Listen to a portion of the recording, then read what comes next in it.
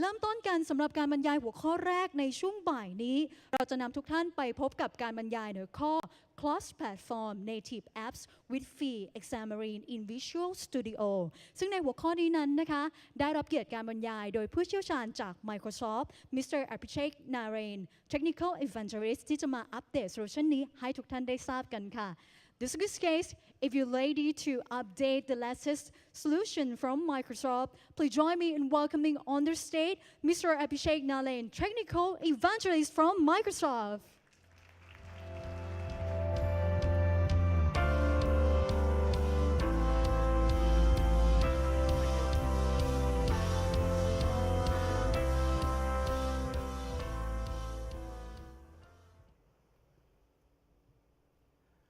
Hi guys, Swadi clap. So I thought that's the first thing you should learn when you are in a new country. So let's get started. So what I'm going to talk about today is, let's switch to the presentations. As you know, today I'm going to talk about building cross-platform native apps, and we'll also look at a tool that we newly acquired, a framework known as Xamarin, and we'll see how Xamarin can help us create apps. Okay? So how many of us over here use smartphones? Anyone not using a smartphone? Not using a smartphone? Really? So in this today's world, maybe as a student developer or maybe as a new startup that you are starting up with, the first thing that you would require to make your business successful, especially in the consumer side, also in the B2B market, is have good apps, which people would use. For example, Facebook or all these social networking apps. The first thing that people care about is the experience, right?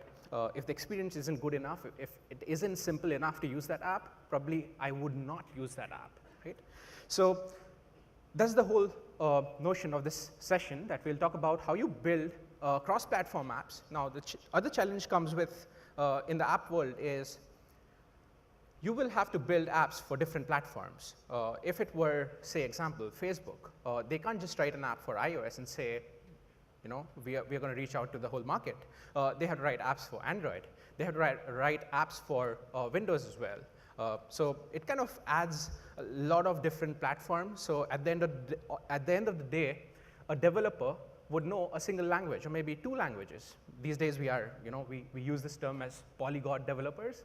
Whatever the need be, use that language. But at the end of the day, to be more productive, you got to be master of at least one language that you would use for building apps. So most of the times you see a team who has maybe 10 people for the Android app development, and then they have maybe 2 or 3 guys for Windows because they think, there are less number of devices, so probably right now 2 or 3 devs are good there. And then there's a team who builds iOS apps, say 15 numbers, who constantly keeps building apps, writing code. Now, the challenge with such teams today is you end up with multiple branches of the code. Example, when I develop an iOS native app, I would use Objective-C or Swift. And then my branch, the code base that I have, all my logic that I have, all the UI that I have is specific to a platform.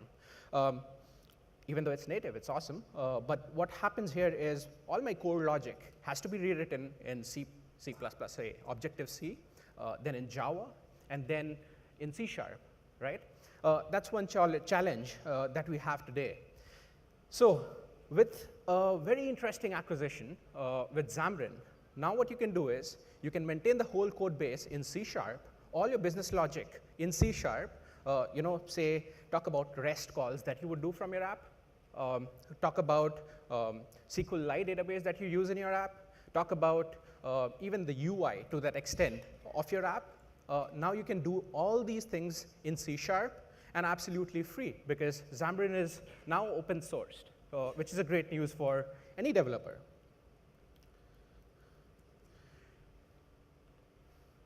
So a little bit about Xamarin, what it covers. It's a complete mobile solution, right from the stage when you start developing, writing your first piece of code for any platform, may it be Android, iOS, Windows, may it be a Mac app even, if you wish to write a Mac app. And you can use the same code across all these platforms. Xamarin, of course, works there.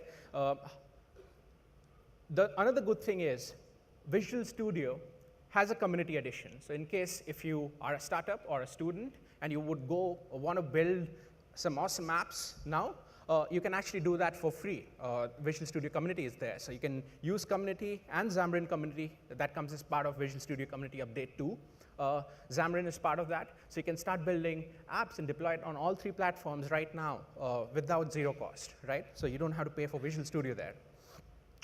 Then Xamarin also has a test solution, which is pretty critical for business apps and even for high-scale consumer apps, because it's going to run across multiple devices. For example, in Android, you have various fragmentation of devices, different form factors, different scales where your app's going to run.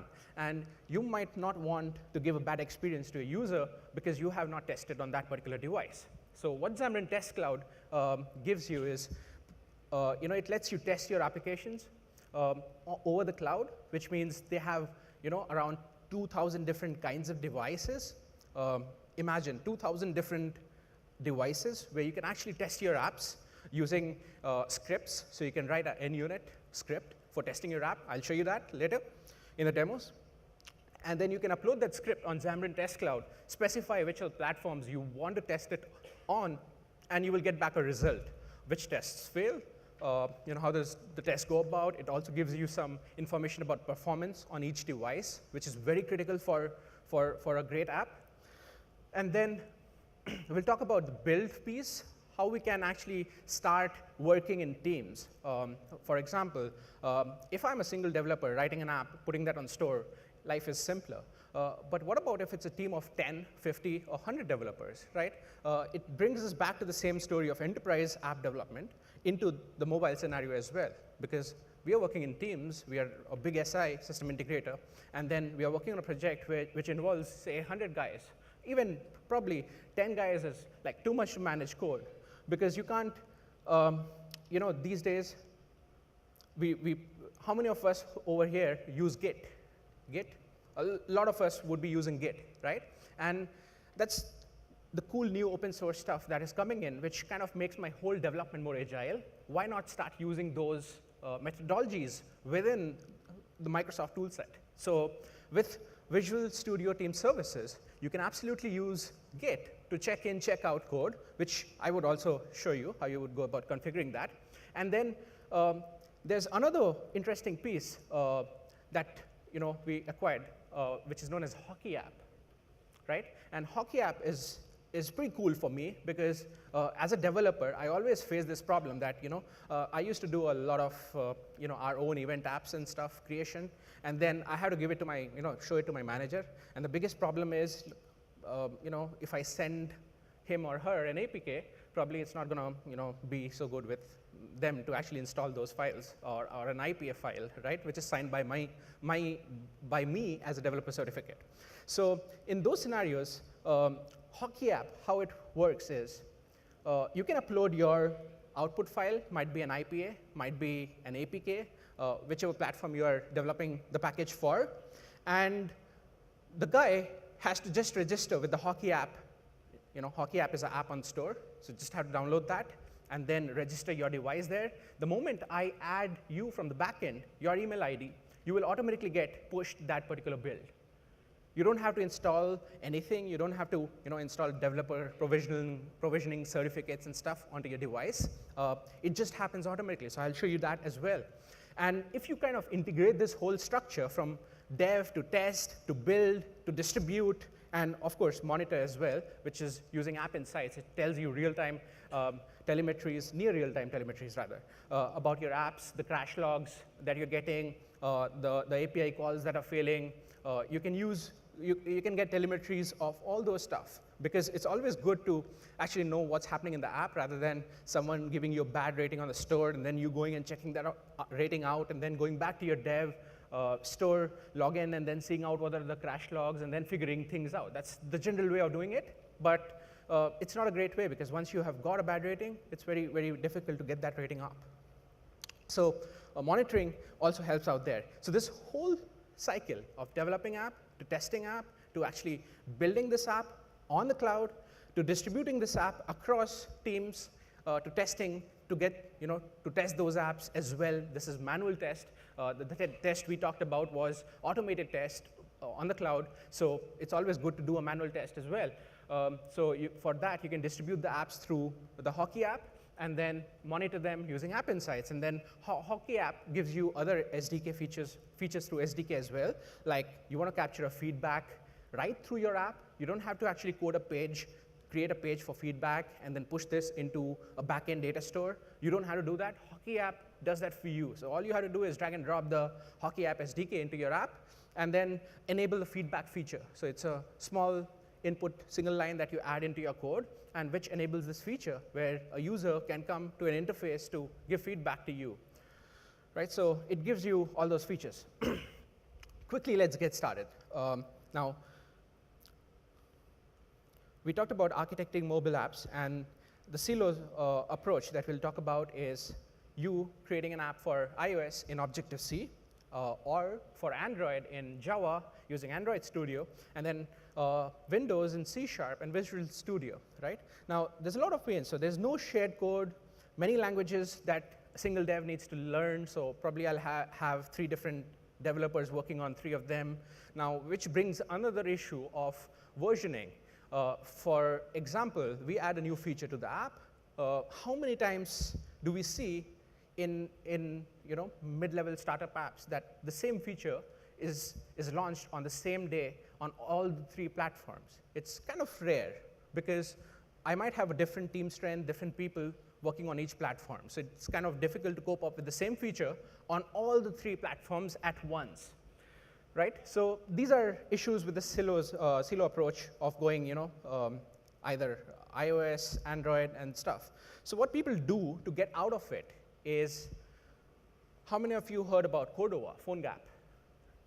You might have as a mobile app developer. So if you are comfortable with HTML5 and JavaScript, and you want to create apps, mobile apps with those, probably the first option that comes in mind is this open source framework known as PhoneGap, or not the PhoneGap, the Cordova actually. PhoneGap is the cloud implementation of that by Adobe. So Cordova is the library that generally people tend to use, and that's also part of Visual Studio. So if you need be of going that way, because you have a dev who knows JavaScript, HTML, you can of course use Cordova, right? But we got to know the challenges of Cordova versus native, right? Cordova is not native. It has limited native API access, which means, for example, best case, if iOS or Apple launches a new feature known as, what's called? I'm not getting the name. What's hard touch or something? Where you press the screen for a longer time, and then there's an API which you can use in your iPhone 6s and 6s Plus. So if you want to build on some of those features which platform has come up with, like a month back, 2 months back, generally Cordova, you won't find a plugin which would leverage that API set of that tools, right? So that's one of the issues. So what they do, Cordova, is it's a JavaScript set of libraries, which is the same API call mapping for each platform, which means that if a platform has a little bit more security-focused native APIs, the plugin needs to be created for Cordova, which generally, since it's community-based, you don't have those support of the latest APIs over there. The performance is slow because how things work here is it's a web view. So it's just like you starting a new native app, opening up a web view control, like a browser control inside that app, and start running your HTML and JavaScript there, and using a native JavaScript shim in between to do a native API calls. So, but at the end of the day, the layout, the rendering, happens on a web view layout, right?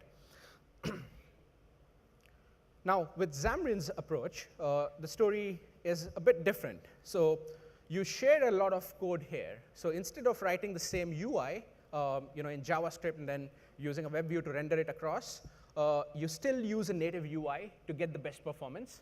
And then you share a lot of C# code. All the logic that you have written in your code, your REST calls, your security logics, your authentication mechanisms, everything goes and sits in C# libraries. I'll show you that later in the code.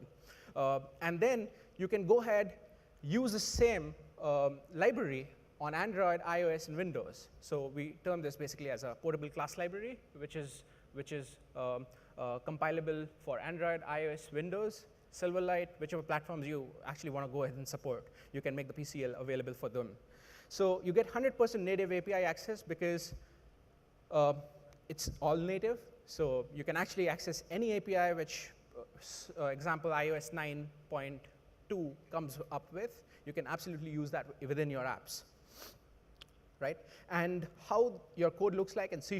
So if it's Windows, C# and XAML for the UI. If it's Android, you'll use C#, and for the UI, you would use AXML, which is the specific UI technology for building Android apps. So you still use that. So that's the cool part. If you are an Android developer, or if you already are a native iOS developer, you get to use the same storyboard as you would use with iOS within Visual Studio. That's the cool part with the new Visual Studio. Now, there's another thing which is known as Xamarin Forms, because people want to be more and more productive. I can share my code, but how about sharing the UI as well? That's the next question that comes in. And that's where Xamarin came up with a new UI framework, which is known as Xamarin.Forms. So be very careful when you play around with Xamarins. When you see something as Xamarin native, that's not Xamarin Forms. That's completely, the UI needs to be natively developed for each platform, say Android, iOS, and stuff. All the code will be written in C#. That's shareable using PCL, right? But when you see this term called Xamarin Forms, what this does is it's a UI abstraction layer. So using that, I still get native access to my APIs, but now I would generate a single XAML, XAML. I mean, that's for the Microsoft developers, single XAML, or you can write the whole UI code in C# as well. I'll show you that as well. Now, the same thing translates to native interfaces on each platform. So example, I use a tabbed view control here, which is a Xamarin Forms control. Internally, it's going to map into the native tab control of iOS, Android, and Windows doesn't have that, so it will map into another control of Windows, right? So it does all the control-to-control mapping for you. Now, using that, you can actually make your code 100% shareable, because and still native, right? So that's the cool part with Xamarin Forms. Now, there might be a question, when to use Xamarin native, when to use Xamarin Forms. Probably I'll not go much deeper into that.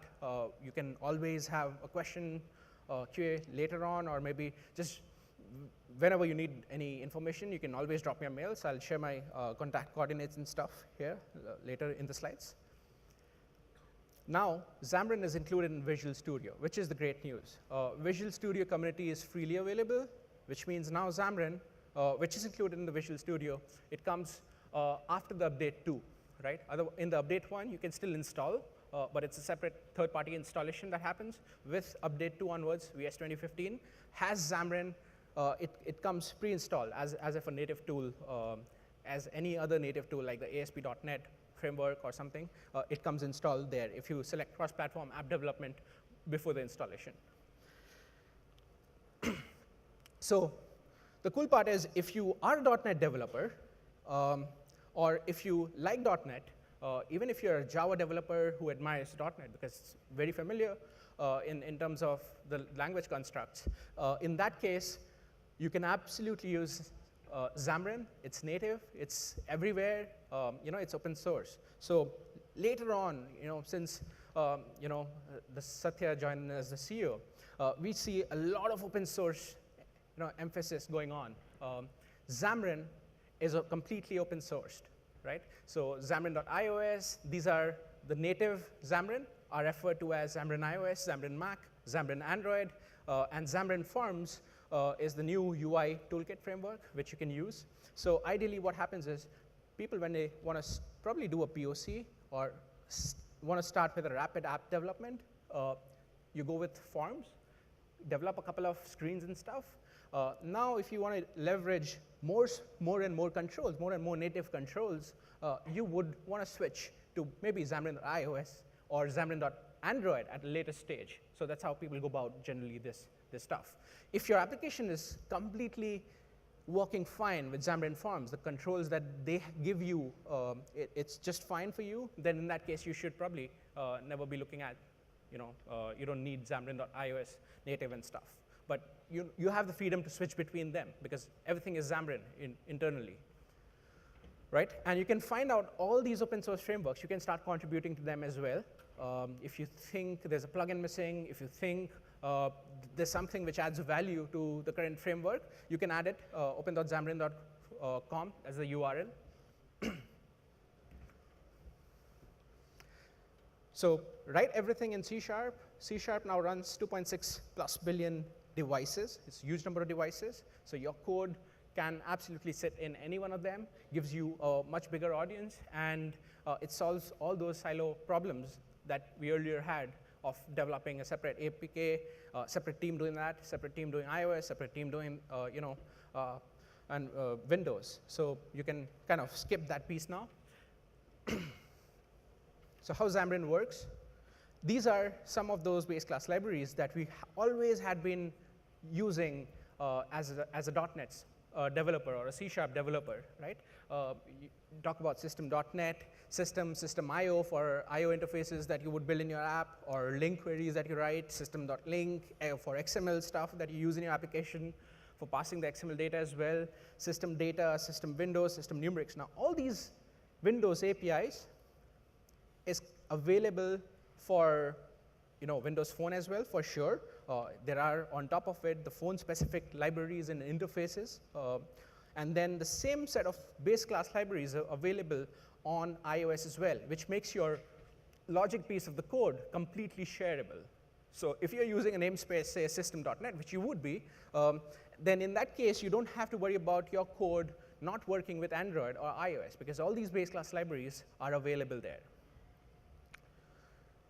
And so with Android, you can think of more Android-specific libraries support with the Xamarin.Android, but it supports all the base class libraries that you saw earlier. So which means now, in a way, you can do anything that you would have done with Objective-C, Swift, or Java in C# and Visual Studio with Xamarin, which is the cool part. It kind of gets me very much excited because I started my career as a C# developer, and I wrote a 3D game that was for a platform that time known as XNA.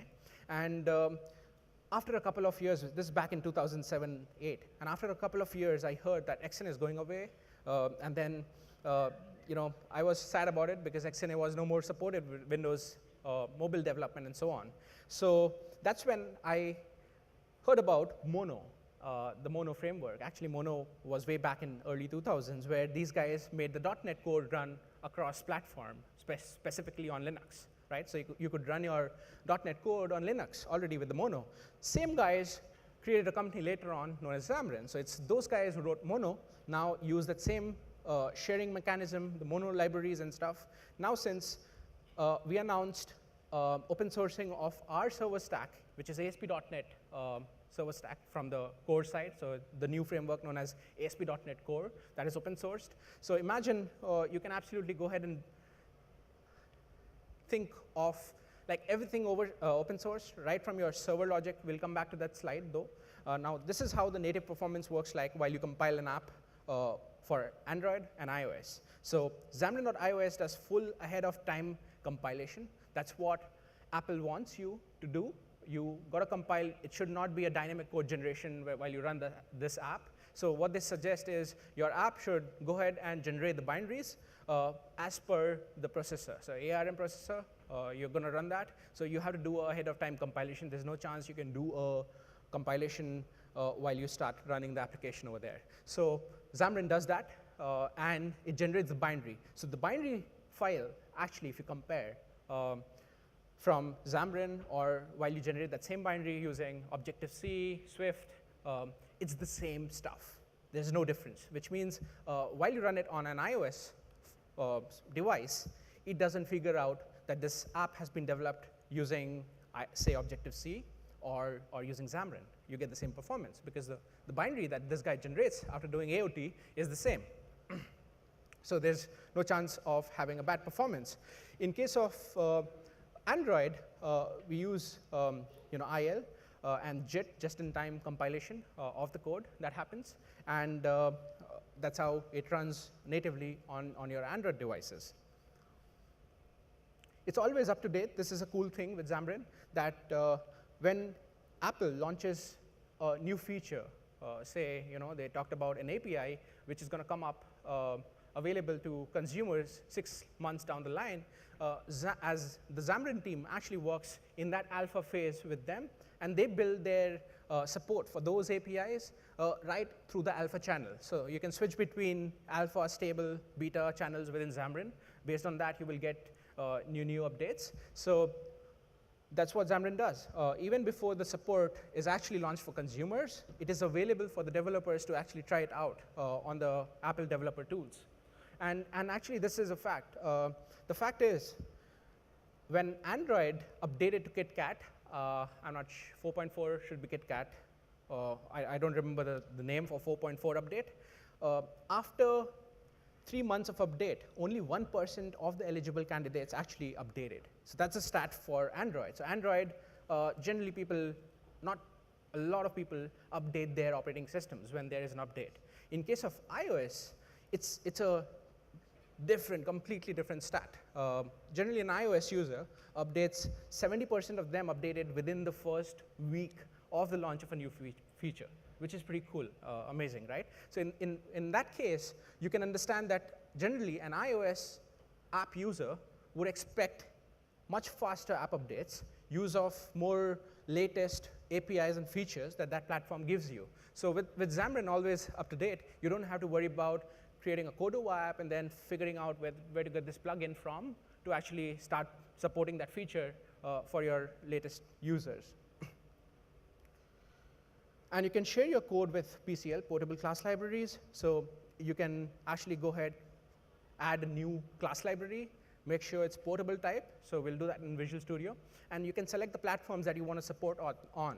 So what it does is it will ensure that you only add those namespaces or those references to this library, which is supported by all these platforms that you will select here, so that you don't have any issues later on while you compile your applications.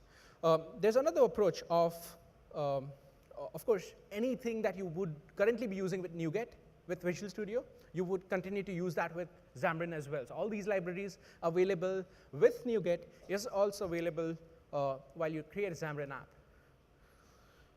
There's another approach called a shared project.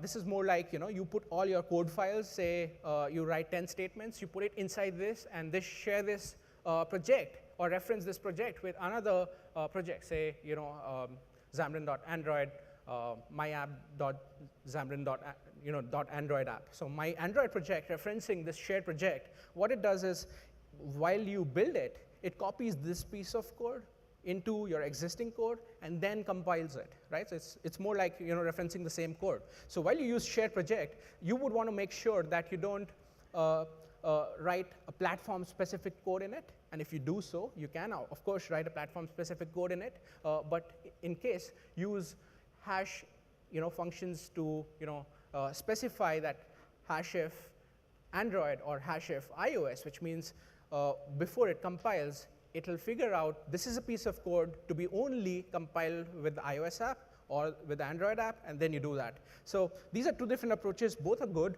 Depends on which is your team more comfortable with. Generally, when you're working with third parties, you would want to use PCL more because they can independently work and develop a PCL, and I can just reference that library into my application, so I don't have to worry about all the code inside it. I can just use it as a DLL.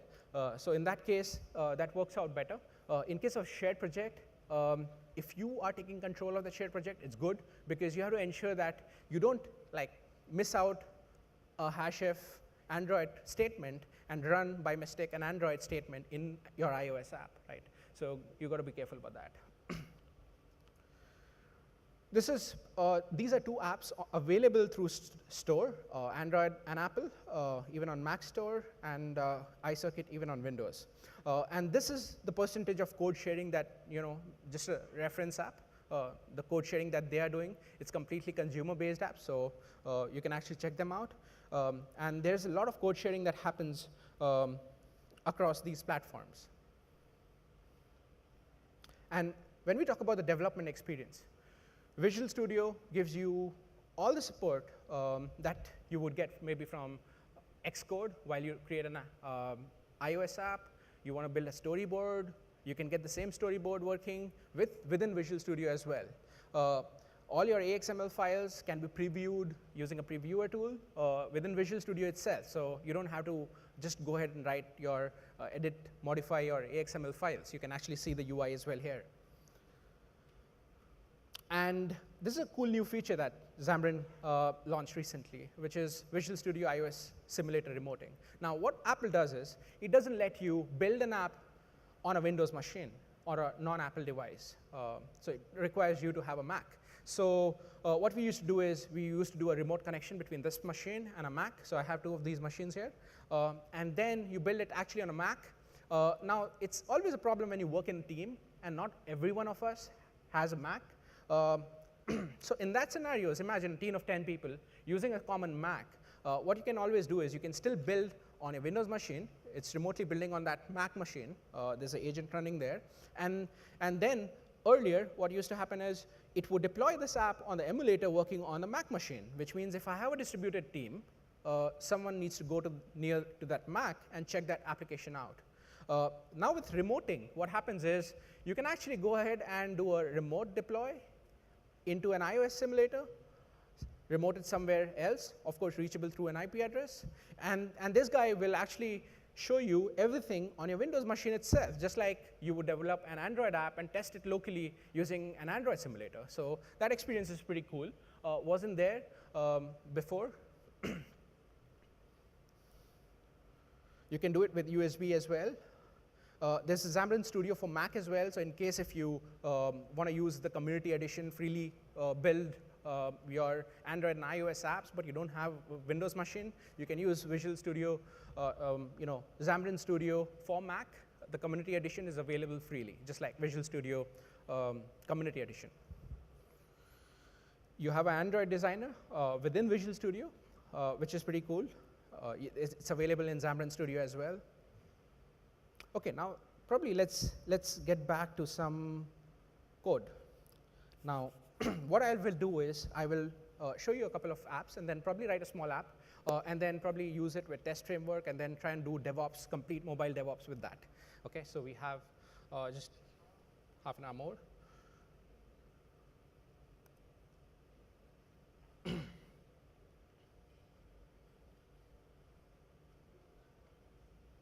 Okay, now here's a scenario. So actually the next session that we have is pretty interesting, which is on IoT.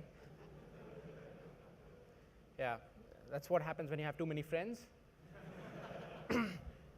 Okay, so now this is an architecture that we actually did for the Build conference a couple of months back. And this involves the two most coolest things in life that's happening today, which is mobile app development and then IoT, right? So this scenario, what it does is, there's a port in your car, which is known as OBD, OBD2, the latest ones. Now, using this port, you can actually read values from your engine, which is pretty cool. We never thought about it, right? But now, this is a completely open source solution, which you can find on GitHub. You can deploy it onto your Azure subscription, or you can use a free API that we give you to use it. And then you can buy a small OBD2 connector, plug it into your car. It's generally under your, different cars have different areas where you can plug this connector to. Once you connect it, you have to pair this with your Bluetooth, using a BLE from your mobile app. And this mobile app is completely developed using Xamarin. And this whole cycle of DevOps is also, using VSTS, Visual Studio Team Services, and so on. But on the backend side of things, it uses a lot of other services, like Azure Storage for storing data, which is like your lat long and stuff like that. So I'll show you exactly how this app works. It uses machine learning. You saw a session before, how the machine learning stuff works. So it also involves that later stage. There's in-stream processing, so in the real-time data coming in, you do a stream processing based on which user's data that is, and then store it accordingly.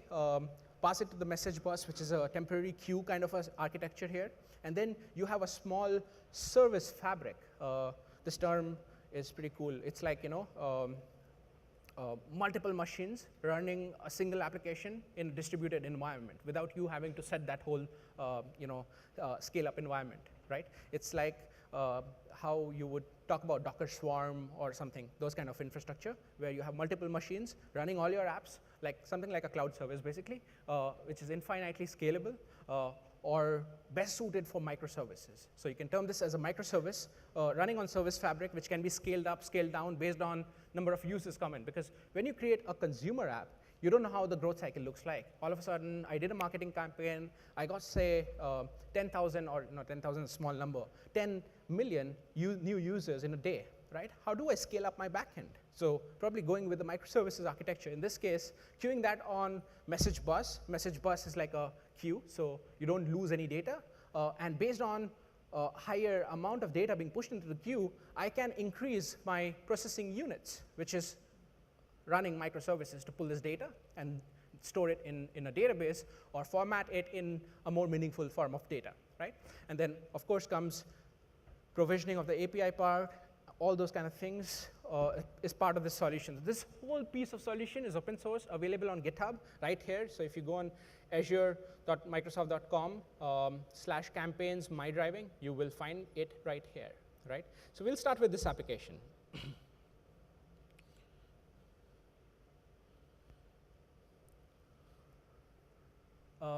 So this is how a structure of a Xamarin app looks like, right? So in this solution, it's kind of contains a lot of services inside this app. So you can compare this with any other app which is available on store. It's kind of uses some decent services. It's not like a Hello World application. So you can see, you can go ahead and create a universal project, which is for Windows. There's an iOS project as well. There's an Android project. So if you are an Android developer, you will find some familiarity here. You would see activities. You would see resources containing all your files, which you would create the layouts with. So all your layout folder containing all your layout files in AXML, right? So if you're an Android developer, you don't find this as a Cordova app where you just write a JavaScript and then works on Android, iOS, and Windows. But you actually see the native interfaces that you would find while you use Android Studio, right? And you can go ahead and change these layouts, or maybe go ahead and add a new layout if you wish to, right? So that's how you do things here.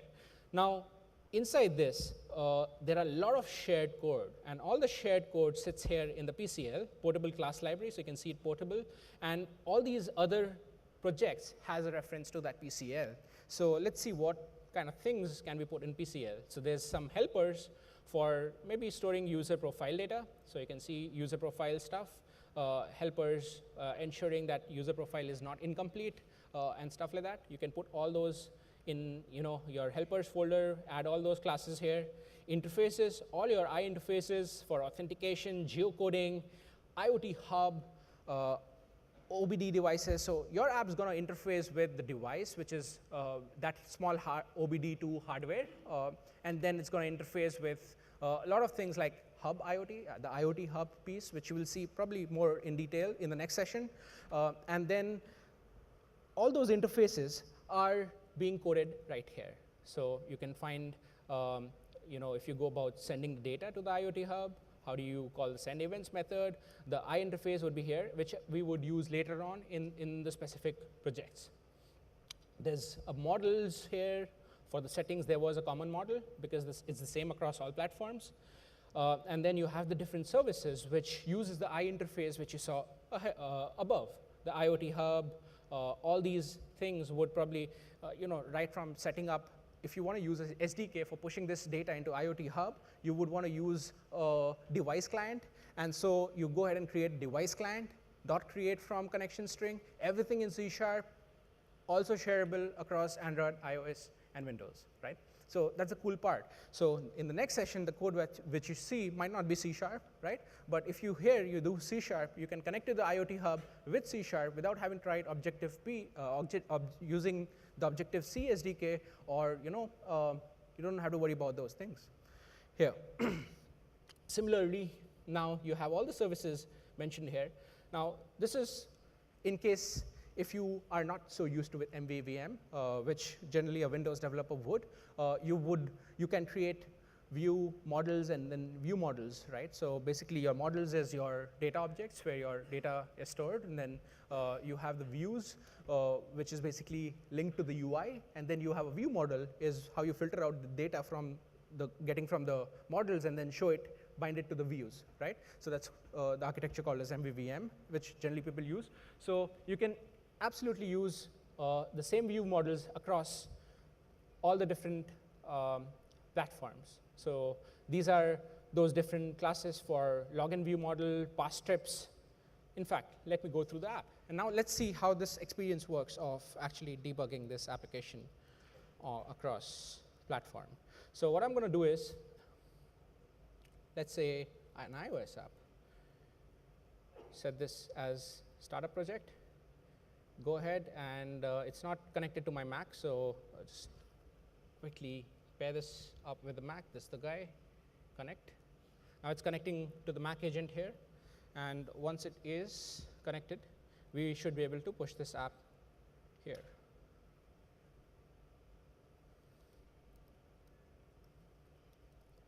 So it probably uses a way. It uses SSH to log into this machine, or to use the build host on this machine, builds it, and then it would work there. So let me switch to the Mac. Yep. So this is the emulator here running the 6S, and this is the app called My Driving app. This is the app code that you saw there. It was using a lot of services. Now, since it's running in debug, it gives you another option called skip authentication. So actually, I can go ahead and skip authentication of this app here. Otherwise, it relies a lot on the internet connection. And then there are a few buttons hidden down. Let me just reduce the screen size.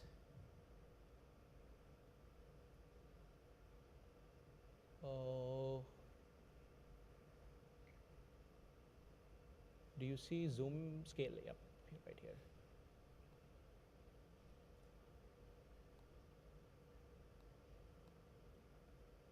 Well, it's in this scale, it's not so much readable. So let me revert it back to the higher scale. But then let me go ahead and hide this.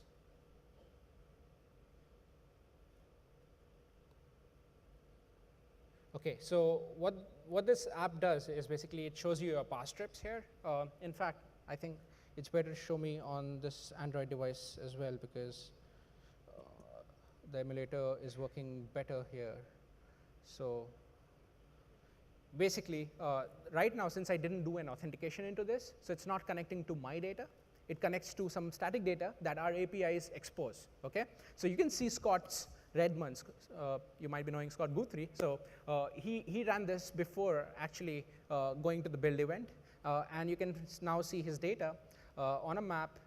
So basically, it shows how he has traveled. So it uses a map controller. So UI map kit. If you're using an iOS, it uses that here. So all the native stuff that a platform exposes, and it exposes place A, place B. So you can actually go back in time. And go back in time and see, what was your miles per hour speed and stuff like that at that point of time. Now, this can be used in multiple areas. I know a few insurance companies who are using this in real life. What they do is they actually monitor how well or how bad you drive, and then while you go ahead and renew your insurance, they would give you a deal based on how good or bad you drive. Right? So you can monitor trips and so on. Now, this is how the interface looks like. How do I hide this guy? Remove from dock.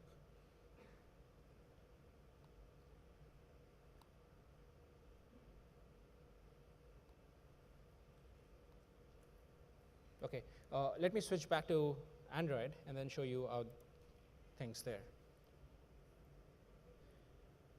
This is the My Driving app here.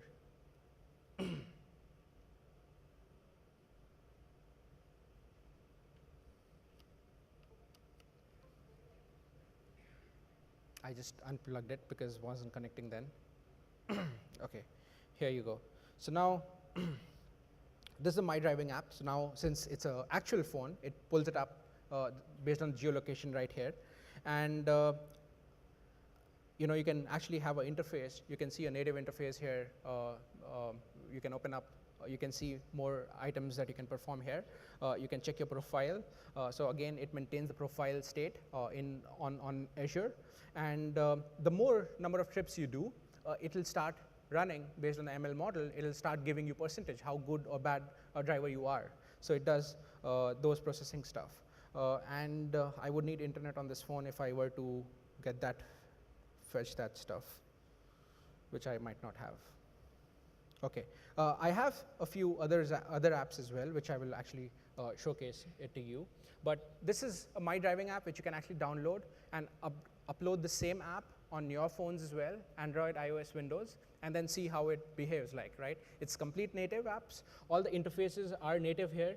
So if you go inside this app, inside the iOS project, and then say, look at the main storyboard here.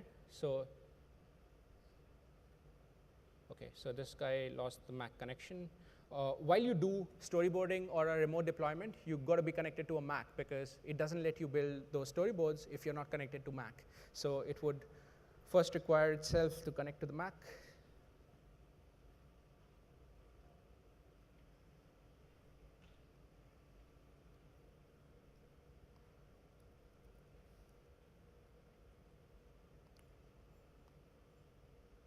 Okay, so I have a new IP address now. That's why it's not connecting. And I know why, because I lost this connection.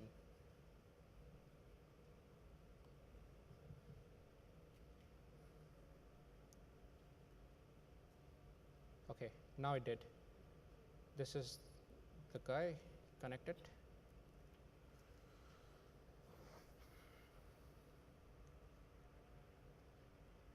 So it takes a couple of minutes to connect it because right now it's doing it over the Wi-Fi. And if you have a better connection, it just happens much faster than this. Right. So once this connection is up, it will be able to build the apps, remote deploy it onto Mac, and then also show you the storyboard that you would do on iOS. So let this come up first.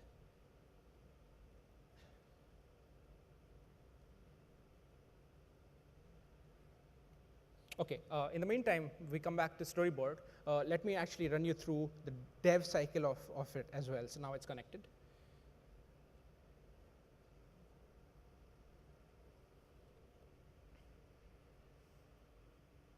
So it would now load all the storyboards that you can do with Xcode for iOS within Visual Studio itself. So while this guy loads, I will show you another stuff, which is on the cloud. Now, to manage all your examples and stuff, so this is the GitHub repo, azure-samples/mydriving. So if you go on github.com/azure-samples/mydriving, you will find the whole source code for this over here. Now, generally, while you work in a team, you would need some code repo, right? Either you use GitHub or use a private repo, or you can use Visual Studio as well. Now this guy works with Git. If you're familiar with Git, you can as well use Visual Studio Team Services here. And this is what one of my code uses. So you can actually go ahead and right through this UI itself, see where your code is. These are all the components of the code. You can set a build configuration, like when you want to do build. Now the most awesome stuff that happens here is you can do a build automation, say we call it continuous integration. So the moment a developer checks in a code from his Visual Studio repository, if you're using, say, Git, you would do a local Git push and then sync it with the server, push to a remote server. And the moment you do a remote push to the server, this guy will build your new app again, and then it will push the build to wherever you want it to. So I have configured this here in the build definition. So while you create a new free project, VSTS, you can try it for free. You can build a new project and then go ahead, add a new build definition under the build tab. And in this build definition, you can define what kind of app you're actually building it for, and based on that, VSTS will ensure it'll build successfully those apps. So if it's an Android iOS app, you'll use a connector for Android iOS while creating a build here. Right, so you can actually go ahead and click on New, and go ahead and select, if not just, this VSTS is not just for Xamarin or mobile DevOps, it's complete DevOps. So if you use, say, Gradle, Maven, any of these stuff, Android, native Android, Maven, UWP, Xamarin Android, Xcode, you can actually build any of these stuff on the cloud. So you can select one of them. I have done that for Xamarin. And this is the 3 builds that I have done, yet I can push another build. So what I have done is I have an app which is Patience app. Now, I have put in a small bug just to show you how the life cycle looks like. So this app shows what pills you need to take next. What you would see right now is there's a home 1 on the top, right? There's a home 1, and I just created that because probably that's an error that happened while doing a check-in. Now, how do the developer goes ahead and, it's actually loading data. So based on the internet, it gets to load data. But you can see the UI, it says home 1 on the title, right? So let's go back to the code, which is this guy. And in this code, I have my home fragment file where I define this UI layout for my home page. And inside this, you would find I would have done for the main activity title, I have set content title as a custom title, and I have renamed that to home 1. So there's a bug here. Now I go ahead and edit this guy, and then right-click, do a check-in or commit. Updated home. Correction, just leave a message which makes sense. And then you got to sync with the remote repo because it uses Git here. So while it does that,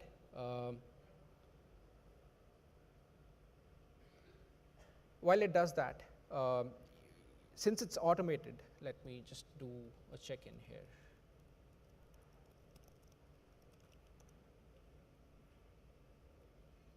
Okay, so maybe it'll send me an authentication here. Let's cancel this.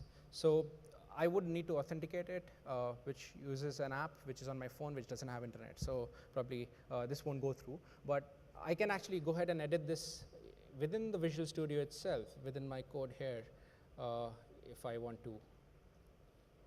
This is, of course, not for code editing, the online interface, but you can actually find out your codes from here, and it will give you a basic IntelliSense in here. So you can actually do a few things here, not a very good thing to do, though.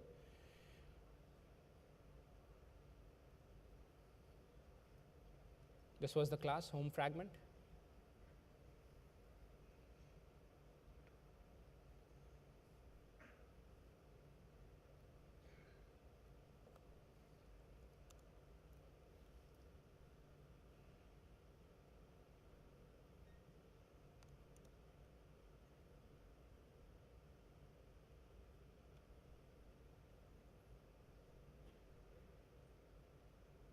Okay, now it did commit to home fragment.cs, right? History, success. Now what you would see is in the build tab, since I have done a continuous integration, sooner or later here, it would queue up a task here. Right now, it just did a queue up just now. So since I made a code change, which you would have done it through Visual Studio or any other tool, even if you're using Eclipse, it's fine. The moment you do a check-in, since I have built it in my definition and checked continuous integration over there, it checks for a code change. The moment it finds it, it just runs the test. So it runs the build service. So it goes ahead, and after a couple of minutes, it generally takes a few while. If you want to see the real-time status of it, you can double-click on it. It'll open up a console, and it'll show you running build for 30 seconds. It might go up like 2 to 3 minutes time, but it's good enough because your build gets completely built the moment you do a check-in. What will happen now, I have also integrated the release piece of it. So your build and deployment both integrated together using VSTS. So in this I have set up for each successful build, do a release of it. And how do you do a release of it? Is using the hockey app, right? So using the hockey app, but otherwise, how would I push this app on the store? Through VSTS, right? But I can push it to maybe for QA, to my hockey app. So in my release definitions, I have set up something called an hockey app. So I went to hockeyapp.net and then created an API token, which gives me access to author apps within hockey app through VSTS. And I use this key, don't use my key. I use this key into my Xamarin Android build definition, I mean release definition. And in this, you can see all the successful released will be queued, and actually it will be sent to the hockey app using the plugin with VSTS, which is pretty cool. Now, the moment this build gets completed, it might take 4 or 5 minutes, so we don't want to wait for that probably. And then you can run automated tests as well. You can do a release cycle, so it's already built successfully, which means now my release will have another new item in here. You can see a release 3 in blue, which means it's on the way. Now, the beauty is, as long as your release is successful, I have set authentication. Like, I don't want to probably do 10 releases and send 10 updates to my users. I might want to send only the checked-in release, which I have checked myself, to be sent it. So I have set up authentication, where this guy will actually go ahead and mail me, and then on that mail, I will go ahead and authorize whether I want to push this build. So you can actually check this out over here. Now, once that release happens, so I can do a approve or reject. I can do this, like I'll get a mail. If you want to configure a particular guy's mail who approves or rejects a build to be released, you can configure that, say good, and approve it. Now, the moment you approve it, the same app which you would now see here, which has a home one on the top, now I go into hockey app, and these are the list of apps which is shared for me to test it out on Android. There's a bunch of iOS apps and Mac apps as well. Now, if you go inside the Patients app, and if you load this,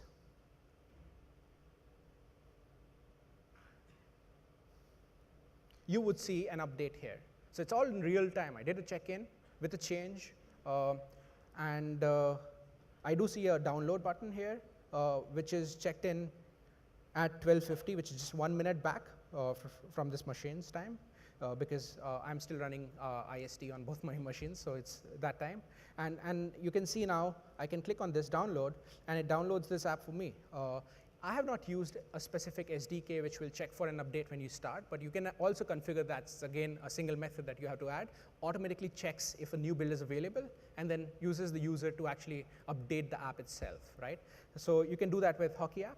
Now, it depends on, again, internet connectivity. So I think I'm done with this. So we saw VSTS coming into picture with Xamarin. Xamarin, you can go ahead and create a few things. While it happens here on this phone, let me just take a minute to also run you through a small example of Xamarin Forms, which we didn't. So this is a small Xamarin Forms app, and all the code that you write here is actually not inside those native project folders, but inside your CS class in your PCL. So all your UI code, your XAML sits in the PCL. So here's a small application which we will actually see as well before once this guy loads in.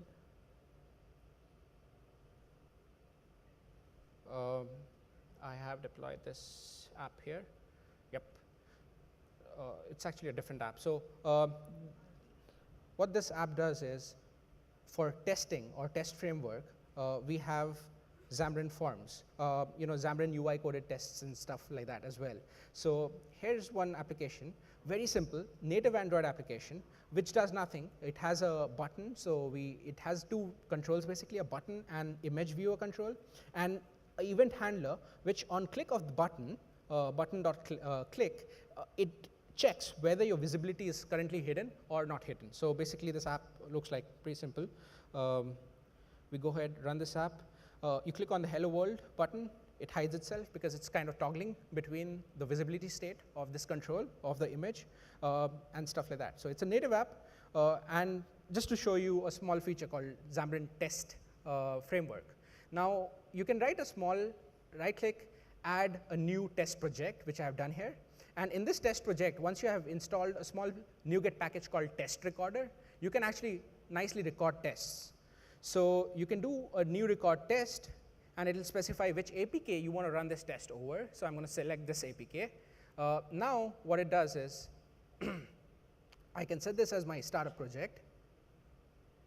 And you can also run this test in Test Cloud, right, from your Visual Studio, right? So I'm going to do this start of this test. Now, what this does is it actually deploys the same APK onto the current device that I would suggest, and it runs here. Now, the interesting thing is, let me show you this piece of code.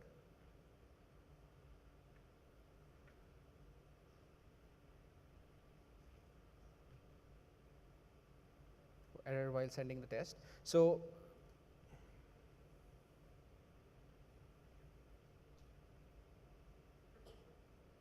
hold on, let me just record new test.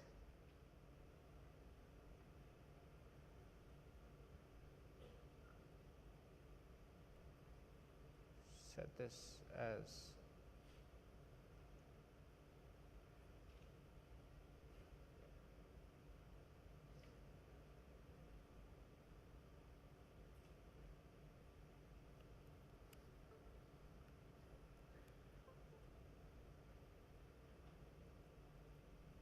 well, somehow it's not letting me record this test now. So let me open this again. Now, the cool part is either you choose either to write your test scripts in C#, or if you're using Calabash, you can use that, or you can use the UI to actually automate these tests as well. So if you do a test recorder will actually open this APK on your device, and you can actually do all the UI activities that you want to do within your application.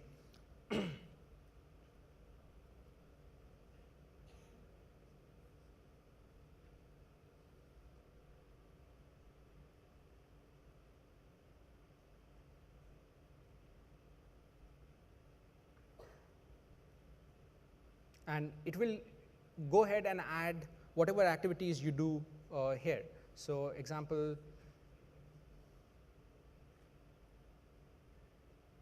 if you do a taps on screen, it will go ahead and create app.tap.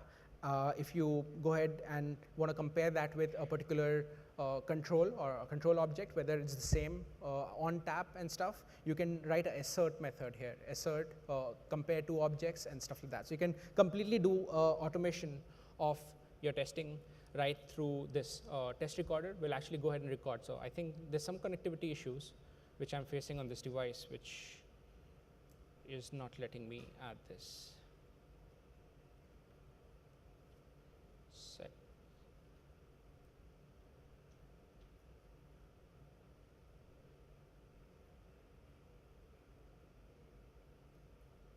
Okay, so we saw this Xamarin test cloud. You can actually generate the same script file here and then upload it on test cloud, and you can test it out. So actually we are running well behind time, so I'm just going to stop here. But in case if you have any questions, you can always drop me a mail. I'm just a mails away over here. Actually, I work out of India, but of course, if you have any questions on Xamarin, do not hesitate to reach out to me while you are setting up your whole mobile DevOps using Xamarin, or you have a particular question on Xamarin while you go ahead and start developing it on the community edition of Visual Studio, right?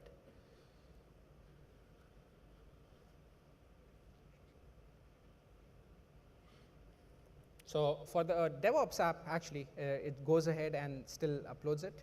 You can see maybe due to the internet connectivity, it's showing downloading patience, but it's the new build that we ran through with the update. It's actually downloading that app, and once it downloads it, it'll go ahead and install it. Right now, it's still happening. So maybe internet connection matters. So I'll end up here. If you guys have any questions, do let me know. And it was great giving this talk to you guys, and hope to see you guys again later. Bye-bye.